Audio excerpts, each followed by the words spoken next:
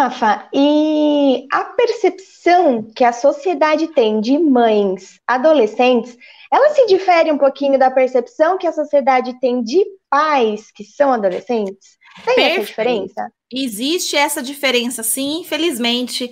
E isso é uma questão também cultural que a gente atribui, por exemplo, a responsabilidade da maternidade sempre à mulher. Então, isso acontece na vida adulta também, não é só na adolescência, não. Na vida adulta também. Quem acaba sendo a principal responsável pela educação dos filhos, a criação, é a mulher, né, na nossa sociedade, infelizmente, né? Então, se tem uma criança fazendo alguma arte na rua, as pessoas logo falam: cadê a mãe dessa criança?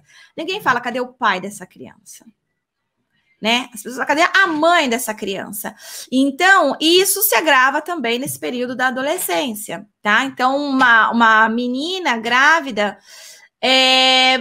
muitas vezes, ela se vê numa situação de ter que ser responsável sozinha por aquele bebê.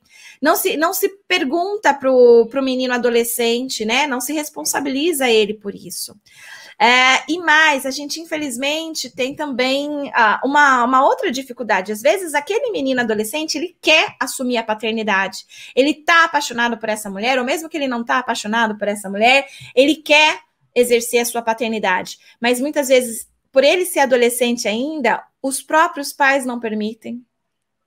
Infelizmente, a gente tem isso, que os próprios pais do rapaz falam: não, mas você não sabe se o filho é seu, né? Aí entra aquele machismo, né? Porque se a menina teve relação sexual com você, quer dizer que ela é promíscua, ela pode ter tido com outros, né? A ideia, infelizmente, né, pequena da nossa sociedade, que não precisa crescer muito culturalmente ainda, evoluir muito como ser humano. Então, a gente tem esse tipo de argumentos dos próprios pais, né, do adolescente, que impedem ele, fala: não, você não vai, você vai estudar, eu vou te dar a escola, você não vai assumir isso agora, a menina que vai assumir, tudo mais. Ou às vezes eles falam alguma coisa no sentido de: se precisar de algum apoio financeiro, alguma coisa a gente dá, mas você vai continuar estudando, você não vai largar seus estudos e tal, né? E muitas vezes tem essa influência. E por outro lado, da parte da menina também existe, né, uma dificuldade que às vezes os pais dela falam: esse menino, se aparecer aqui, eu mato, vou espancá-lo, não quero nem ver ele pintado a ouro, não apareça aqui. E o menino, o rapaz, ele fica com medo mesmo dessa situação. Ele fica com medo de ir lá mesmo e sair de lá com um tiro, né? Então, isso acontece mesmo, é real. Então, a gente tem essas dificuldades impostas pela sociedade, não necessariamente pelo garoto, não necessariamente pelo pai adolescente em si, porque muitas vezes a vontade dele é, sim, de assumir a responsabilidade da paternidade.